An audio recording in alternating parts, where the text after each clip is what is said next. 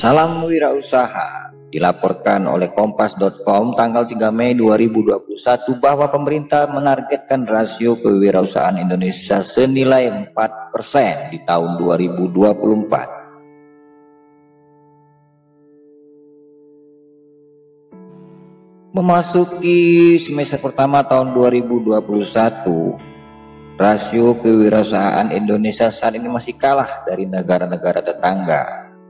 Saat ini rasio kewirausahaan Indonesia pada 3,47% dibandingkan dengan Thailand 4,26%, Malaysia 4,74% dan Singapura 8,76%. Indonesia berharap bahwa berwirausaha menjadi pilihan strategis bagi para milenial dan berpotensi mendorong perekonomian bangsa. Untuk mendukung rencana strategis, pemerintah saat ini tengah menyusun rancangan peraturan presiden pengembangan kewirausahaan nasional sekaligus menjadi turunan dari Undang-Undang Cipta Kerja dan PP Nomor 7 2021 yang akan memfokuskan dan melahirkan wirausaha baru di Indonesia. Pelaku pasar yang tidak kalah pentingnya adalah UMKM. UMKM di Indonesia masih menjadi tantangan untuk terus ditingkatkan agar perannya dalam perekonomian semakin besar. Dan itu pun penting dibangun kewirausahaan yang berbasis platform digital untuk perekonomian Indonesia. Dan sangat efektif webinar Bangkitkan Entrepreneurship melalui kemitraan keagenan didukung koperasi modern berbasis platform digital. Dalam acara webinar Bangkitkan Entrepreneurship melalui kemitraan keagenan didukung koperasi modern berbasis platform digital. Saat ini di Indonesia ada 64 juta UMKM, di mana hanya 8 juta UMKM yang memiliki kualitas baik. Ini menjadi tantangan besar bagi kemajuan dan kualitas UMKM di Indonesia. Memang benar bahwa UMKM Indonesia masih bergerak di sektor informal. Dengan tantangan yang berat ini, maka salah satu unsur daya saing UMKM adalah kewirausahaan, dan ini menjadi juru kunci yang harus dimiliki oleh para pelaku pasar UMKM Indonesia, termasuk pengurus dan pengelola koperasi.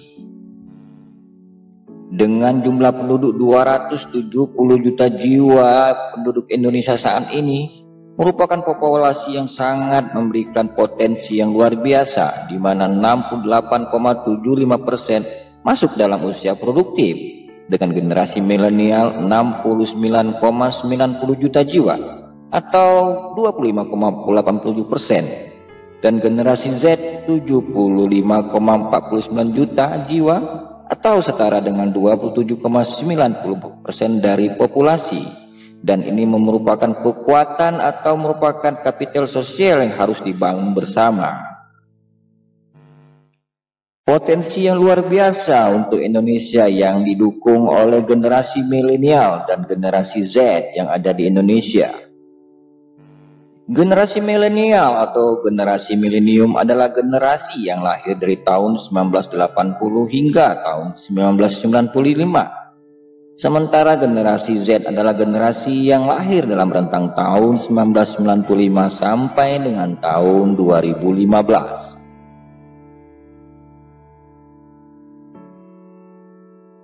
Di dunia, jumlah negara berdasarkan data Perserikatan Bangsa-Bangsa PBB, ada 193 negara anggota PBB dan 2 negara pengamat, yakni Vatikan dan Palestina. Dalam proses perjalanannya dan kesejarahannya, suatu negara bisa dikelompokkan menjadi negara maju dan negara berkembang. Ada beberapa indikator yang menjadi dasar kenapa negara-negara tersebut dikelompokkan menjadi negara maju ataupun negara berkembang. Yang pastinya bahwa setiap negara tentu memiliki kultur, budaya, dan bahasa yang berbeda-beda. Dari segi sosial dan ekonomi, negara memiliki keanekaragaman. Di era saat ini, baik negara-negara maju ataupun negara-negara berkembang berlomba-lomba berupaya meningkatkan entrepreneurship di negara mereka masing-masing. Untuk menjadi negara maju, salah satu kualifikasi yang harus dipenuhi adalah terkait dengan entrepreneurship. Bagaimana di Indonesia? Potensi entrepreneur apakah sudah memasuki atau menjadi kualifikasi syarat untuk menjadi negara maju bagi Indonesia? Berita ekonomi dari Okezone bahwa syarat untuk menjadi negara maju ialah jumlah pelaku entrepreneur harus lebih dari 14% dari rasio penduduk negara tersebut.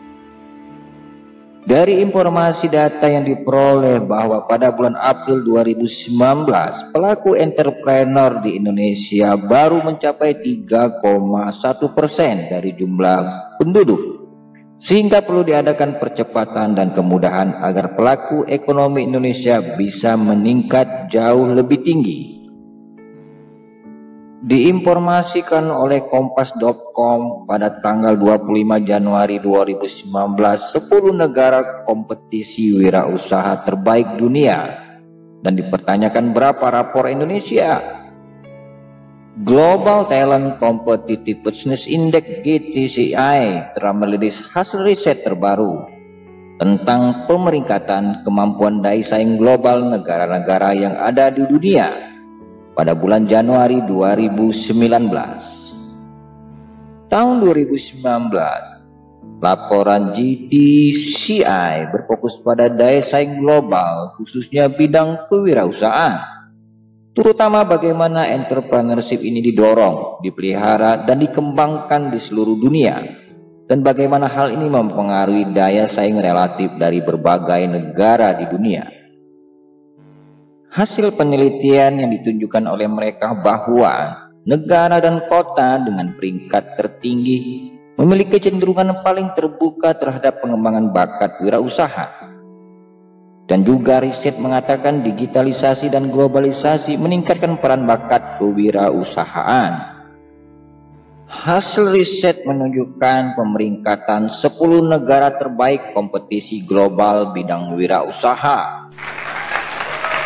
Peringkat pertama adalah Swiss, yang kedua Singapura, yang ketiga Amerika Serikat, yang keempat Norwegia, disusul oleh Denmark posisi kelima, peringkat keenam Finlandia, dan peringkat ketujuh Swedia, 8 Belanda, dan diikuti oleh Inggris di peringkat ke-9 dan Luxembourg di peringkat ke-10.